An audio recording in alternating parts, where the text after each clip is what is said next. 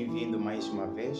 Estamos aqui para continuar naquilo que estávamos a falar sobre a fase de juízo e creio que estás lembrado de que simplesmente lemos o capítulo 9 de Daniel, verso 24 e 25. Vamos orar?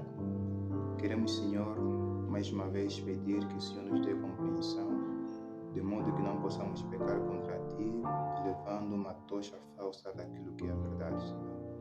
Purifica-nos do mal, dê a compreensão a todos nós. Em Jesus lhe pedimos. Amém. Que bom, muito bom. O verso 24 diz que 70 semanas foram determinadas para o povo de Israel. Uma semana leva quantos dias? 7. Se a gente multiplicar 7 vezes 7 vezes 7, né? Temos 49. E aplicando o princípio que encontramos em Ezequiel capítulo 4, verso 6 e Números capítulo 14, versos 34, faz menção de que um dia equivale a um ano. Isso é nos períodos proféticos. Então, 490 anos foram determinados para o povo de Israel, para que eles pudessem terminar a transgressão, que é o pecado, né?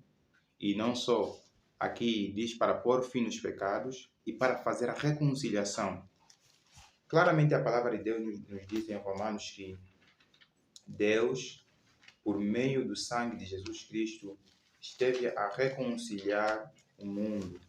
A reconciliação que muitas das vezes a gente tem ouvido no mundo fora é uma reconciliação falsa, aquela que exige do homem que faça uma obra para que possa ter acesso ao perdão divino.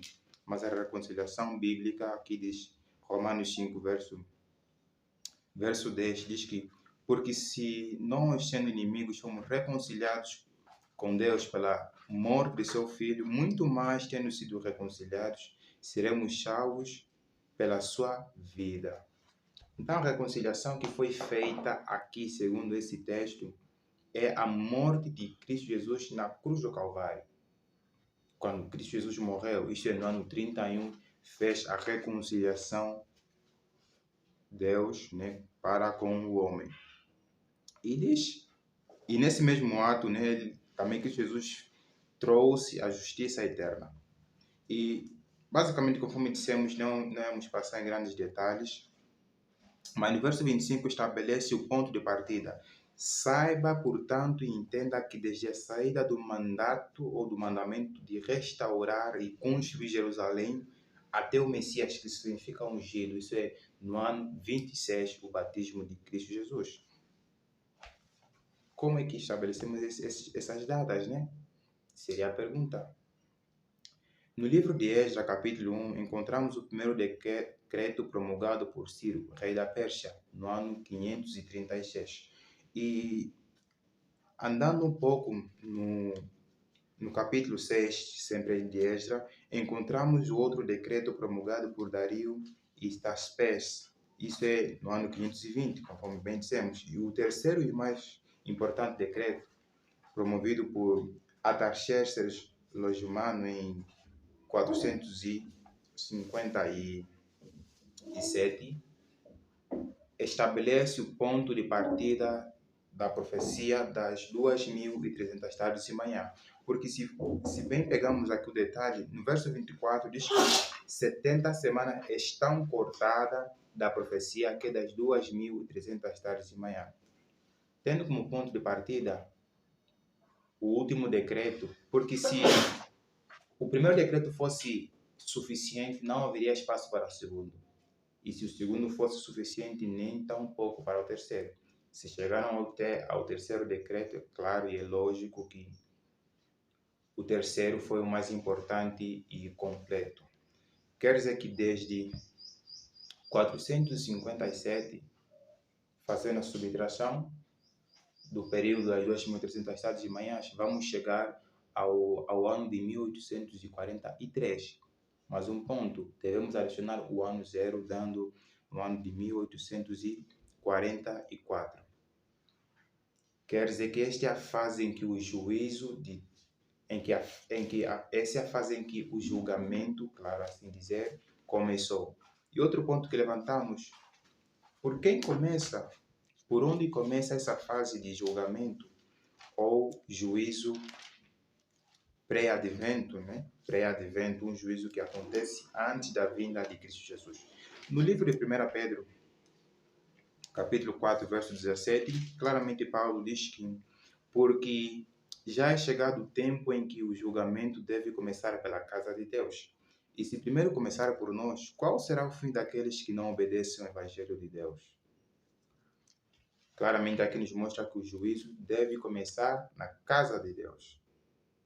Ainda se for em Apocalipse capítulo 6, verso 10, aí faz menção daqueles que foram pelo papado, né? Claro, pelo papado mortos, aqueles que foram pelo papado mortos. Aqui no verso 10 diz o seguinte: e eles gritavam em alta voz dizendo: até quando, o Senhor Santo verdadeiro, não julgas e vinga o nosso sangue sobre aqueles que habitam na terra? Ou seja, é o povo de Deus que deseja ardentemente que se faça um juízo, uma obra de juízo, uma obra de exame. Por isso que numa das lições aprendemos que o juízo é uma boa notícia, a boa notícia do juízo. Mas claro, né, o ser humano também tem que, muitas das vezes mesmo, se rever com essa mensagem de juízo.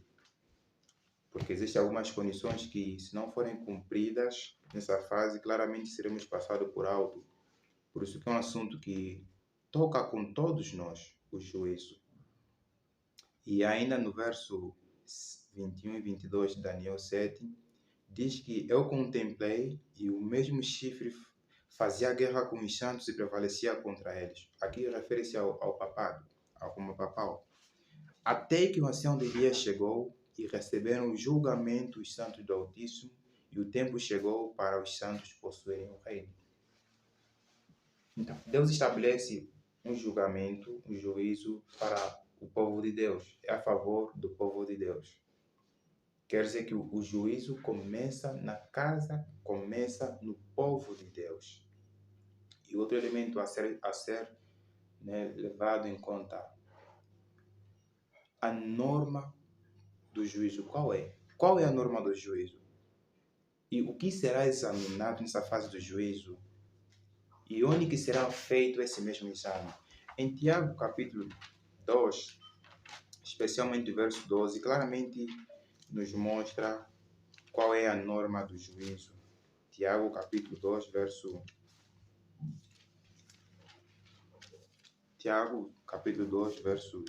12, diz o seguinte: assim falai e assim procedei, como os que hão de ser julgados pela lei da liberdade. A lei da liberdade é o padrão nessa fase do juízo. E claro que vamos, de forma assim mais profunda, ver qual é essa lei da liberdade. E muitos atualmente dizem que a lei foi abolida. Mas a Bíblia tem uma resposta para essas questões que muitos de nós levantamos. Vamos dar num outro ponto. O que será examinado nessa fase? No livro de Mateus, capítulo 12, vemos aqui um princípio a ser estabelecido pelo nosso Deus. Mateus 12. Aqui diz o seguinte, Mateus 12, versos 36 e 37. Mas eu vos digo que toda a palavra ociosa que os homens disserem hão de dar conta no dia do juízo. Porque por tais palavras serás justificado e por tuas palavras serás condenado. Vamos ainda voltar no verso 34. Ó geração de víboras, como podeis vós dizer boas coisas sendo maus?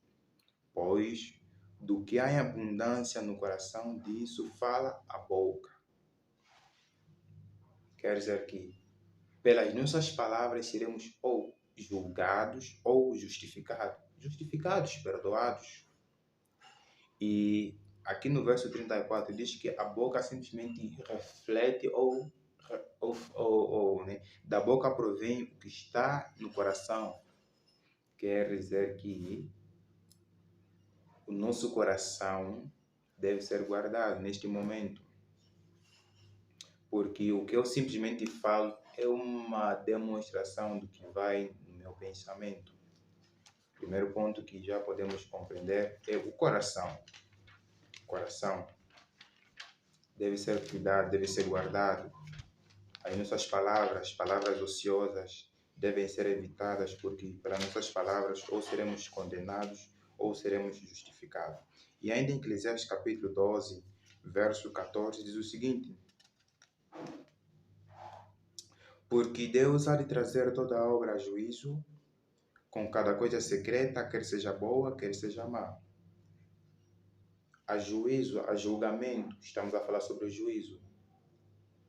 Quer dizer, cada obra, cada coisa secreta é algo que vai no nosso íntimo, algo que vai no nosso interior, algo que tenhamos feito com alguém, talvez só os dois, né? Algo que é oculto, assim, ao olho humano. Mas diz que cada coisa secreta, quer seja boa ou má, tudo isso Deus fará conhecer a todos. Deus trará à luz essas coisas. E ainda em Jeremias capítulo 17, verso 9, aqui Deus diz que Ele sonda os corações, Ele conhece, Ele esquadrinha os nossos corações para dar a cada um de nós segundo o seu proceder. E no livro de 1 Coríntios 4 e 5, capítulo 4, verso 5, também nos mostra que Deus, Ele esquadrinha o nosso coração, Ele vê as intenções dos nossos atos. Porque é muito necessário que se faça essa mesma obra. Melhor tomamos a leitura para que não percamos os pontos necessários. 1 Coríntios 4, verso 5, diz o seguinte: portanto, nada julgueis antes do tempo, até que o Senhor venha, o qual também trará à luz as coisas ocultas das trevas e manifestará os desígnios do coração. Então, todo homem receberá de Deus o louvor. Por que é necessário que se faça essa obra? Porque, geralmente, às vezes, nós fazemos certas coisas que os homens podem aplaudir, ou seja, são coisas plausíveis aos homens. Mas o problema é que a intenção, talvez seja uma intenção de exaltação própria, talvez suponhamos um exemplo claro. Alguém doa qualquer coisa, quer seja um alimento ou um bem perecível ou não perecível. Depois dele fazer aquelas doações, ele fica a se exaltar, ele fica a se orgulhar. Mas claramente a palavra de Deus diz que se a tua mão direita der, a esquerda deve guardar. Ou seja, existem pessoas que talvez fazem um bem ao olho humano, mas que a intenção é mesmo de se orgulhar, de se exaltar. Por isso que Deus não simplesmente vai recompensar os atos, mas também as intenções. Aquilo que motivou a pessoa a fazer aquele mesmo ato. Deus também leva em conta na fase do juízo. Não só as nossas palavras, não só as nossas obras, mas também as intenções que estavam lá na base de cada ato, de cada pensamento ou de cada palavra. E outro ponto é, se essas coisas serão examinadas, onde é que contém esses registros?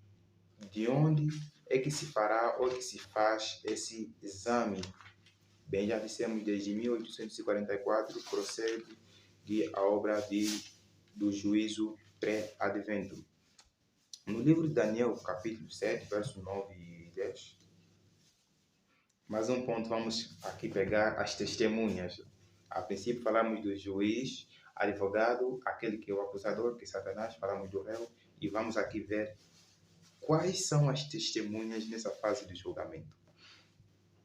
Que diz o seguinte: e eu observei até que os tronos foram postos, E o ancião de dias sentou-se, aqui é o Deus do Pai, cujas vestes eram brancas como a neve e o cabelo de sua cabeça como por a lã.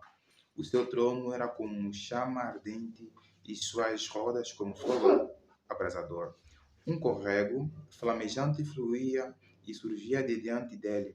Milhares de milhares ministravam a ele, e 10.000 vezes 10.000 estavam diante dele.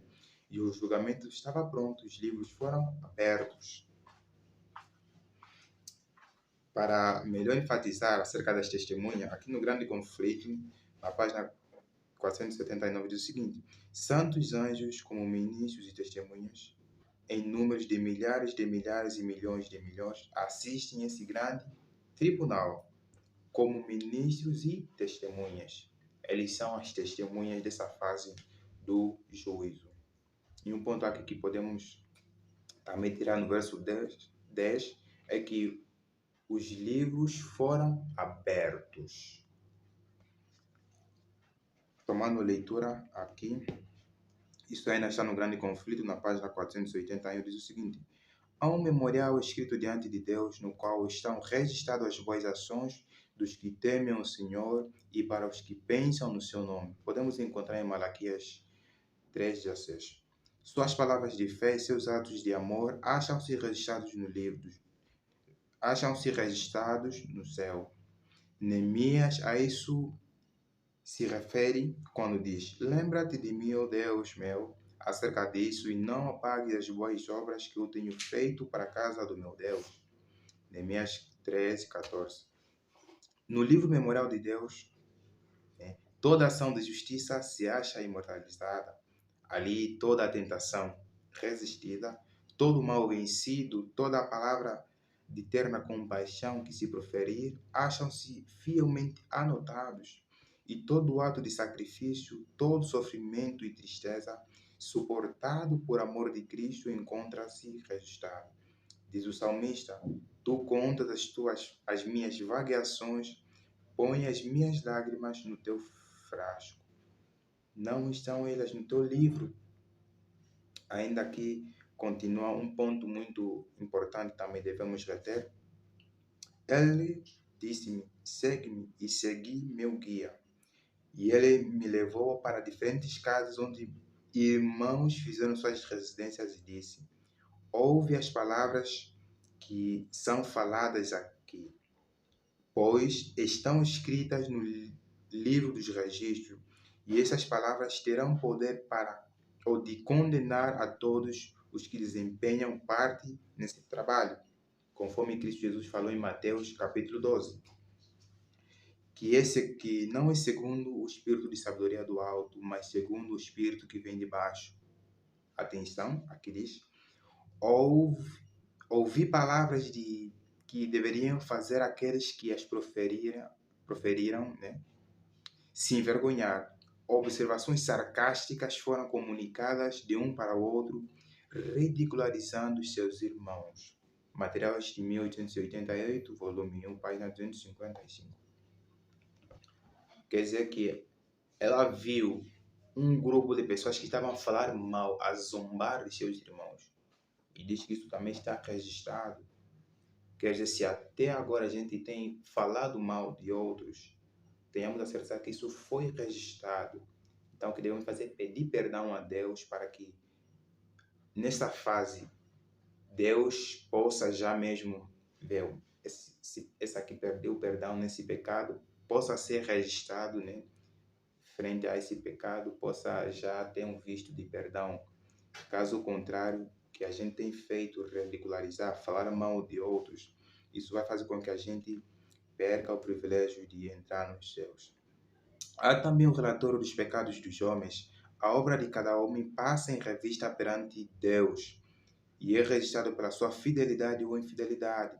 Ao lado de cada nome, nos livros do céu, estão escritos com terrível exatidão toda a palavra inconveniente, todo ato egoísta, todo dever não cumprido, todo pecado secreto, juntamente com toda a hipocrisia dissimulada.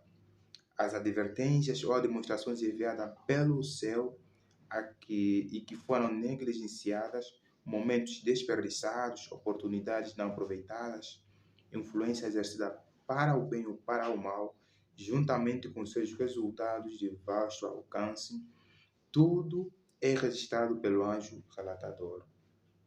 E termina: o livro da vida contém os nomes de todos que já entraram para o serviço de Deus. Quer dizer que é terrível essa fase. É terrível. Por isso que só pela graça de Deus os homens poderão passar nessa fase do juízo aptos. Senão, irmãos, é impossível o homem por si mesmo passar, vendo essa norma tão elevada, pensar que por si mesmo pode passar. Por isso que é a justiça pela fé. Por isso que é pela fé que é possível avançar nessa fase de juízo. Ainda, para pegarmos mais um pouquinho em Apocalipse capítulo 20, Apocalipse capítulo 20, verso 11 a 13, reforça mais um pouco o que estamos aqui a falar sobre essa fase de juízo. Aqui diz o seguinte: e eu vi um grande trono branco e aquele que estava sentado sobre ele, de cuja face a terra e o céu fugiram, e não se achou lugar para eles. E eu vi os mortos, pequenos e grandes, em pé diante de Deus, e os livros foram abertos. O outro livro foi aberto, o que é o livro da vida. E os mortos foram julgados pelas coisas que estavam escritas nos livros, de acordo com as suas obras. E o mar entregou os mortos que nele havia, e a morte e o inferno entregaram os mortos que neles havia. E eles foram julgados, cada homem, de acordo com as suas obras. Quer dizer, cada um seremos julgados, cada homem. E aqui diz que o julgamento é para os mortos ou os vivos. E os vivos também, claro, sim. Pequenos ou grandes, livre ou não. Quer dizer que o julgamento é para todos, não há exceção nessa fase. E agora tomarei a leitura de um ponto muito importante que a princípio fiz menção quando levantamos a questão, a norma do juízo. Aqui diz o seguinte: quando o juízo se assentar e todos forem julgados pelas coisas escritas nos livros, a autoridade da lei de Deus será considerada sob uma luz completamente diferente daquela que é considerada pelo mundo cristão hoje. Se até então a gente alega que a lei de Deus foi abolida por causa da morte de Cristo Jesus, irmãos, devemos reconsiderar esse texto. A mesma lei que a gente tentar pisar hoje é ela que vai nos esmagar na fase em que Deus vai recompensar o ser humano. Aqui claramente diz que, ainda que a gente olhar a lei de Deus de uma outra forma, nesse dia vamos olhar de uma forma assim, conforme deve ser olhada, com aquele respeito, aquele temor diante de Deus. E isso está em Revista Adventista, dia 7 de 5 de 1901. E ainda na mesma Revista Adventista, dia 19 de 1 de 1886, diz o seguinte: embora todas as nações devam passar em juízo diante de Deus, ele ainda examinará o caso de cada indivíduo de maneira íntima e minuciosa, como se não houvesse outro ser na terra. É tremendo. Imagine, como se não vivesse mais ninguém no mundo. Eu simplesmente estou lá a ser apreciado. Por isso que essa é a fase em que unicamente devemos ter fé em Deus, devemos procurar pela fé fazer aquilo que Deus quer que façamos, porque, irmãos, não tem como a gente ver que alguém já foi expulso do céu e Deus vai levar mais um traidor no céu. Não vai acontecer.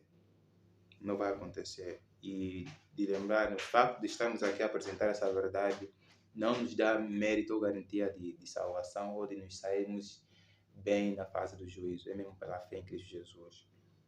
Tudo pela fé. É pela fé. Essa fase não se paga. Deus é o... Bem já falamos, né? Deus é o Senhor de tudo. Então Ele não vai nem como esse reino, nem como o reino desse mundo, dessa terra, que as pessoas podem ser corrompidas. Deus é justo, Deus é juiz. Se tiver um pecado, exatamente estaremos fora do céu. E ainda, para terminar, tem mais uma nota, diz que, embora seja verdade que não devemos lamentar o tempo de angústia que virá, como seguidores de Cristo devemos examinar o nosso coração como uma vela acesa para que possamos ver nossas verdadeiras motivações. Para o nosso bem presente e eterno, devemos examinar nossas ações para ver como elas são à luz da lei de Deus, pois esta lei é a norma que cada pessoa examine seu próprio coração. E claramente Hebreus capítulo 4, verso 12 diz que a tua palavra, né, ela é como uma espada de dois gumes e ela penetra, ela esquadrinha os motivos e as intenções dos corações. Aqui diz que devemos examinar como uma lâmpada. E diz Salmo 119, verso 105, lâmpada para os meus pés, a tua palavra é luz para os meus caminhos. Quer dizer que nessa fase também de juízo, para que a gente faça um exame correto da nossa vida, não é ir a alguém, talvez a um pastor, a um padre, e falar como é que eu estou assim, né? Como é que eu sou? Não, mas diante da palavra de Deus, porque ela é a norma, ela é que vai nos mostrar em que ponto temos falhado, em que ponto devemos corrigir, em que ponto devemos avançar. Quer dizer que essa fase em que devemos meditar na palavra de Deus para examinar a nós mesmos, o exame celestial. Que o Senhor possa te abençoar nessa mais breve reflexão. E a questão é, se a gente parasse até aqui simplesmente apontando nosso juiz, nosso advogado, aquele que é acusador e nós como sendo réus, a fase em que começou o juízo, que foi em 1844, se a gente simplesmente mostrar que o juízo começa com a casa de Deus e a norma, o que está se examinado e onde que é, né? Bem sabemos que é nos registros celestiais. Se a gente parar por aqui, cremos que quase não foi necessário termos falado sobre isso, porque a questão será o que deve se fazer agora? O que fazer? E será uma próxima meditação que estaremos a fazer pela graça de Deus. Saber o que deve ser feito nessa fase de juízo, nessa fase de julgamento. Que o Senhor te abençoe, se inscreva no canal, siga a nossa página no YouTube, ative o sininho das notificações, aprecie outros vídeos ainda anteriores, não só tem tantos vídeos ali no canal e outros vídeos que ainda falam sobre o santuário, por isso de uma forma mais superficial falamos sobre o assunto, porque queremos que já tenha aí no nosso canal. Que o Senhor abençoe, vamos orar. Queremos, Senhor Deus, pedir por favor que a Tua palavra esteja guardada em nosso coração para que não possamos pecar contra Ti. Conforme o Senhor prometeu na Tua palavra, que ao sermos expostos ao que apreciamos, que ao meditamos na Tua palavra, graça e fé nos sejam dadas, porque o Senhor diz que a fé vem pelo ouvir a Tua palavra. E ainda a Tua palavra diz que graça e paz vos sejam multiplicados por meio do conhecimento do nosso Deus, do nosso Senhor Jesus Cristo. Em Jesus rogamos e te agradecemos. Amém. Sim, siga nosso canal Cantinho da Verdade Presente, a defesa do Evangelho. Estamos juntos.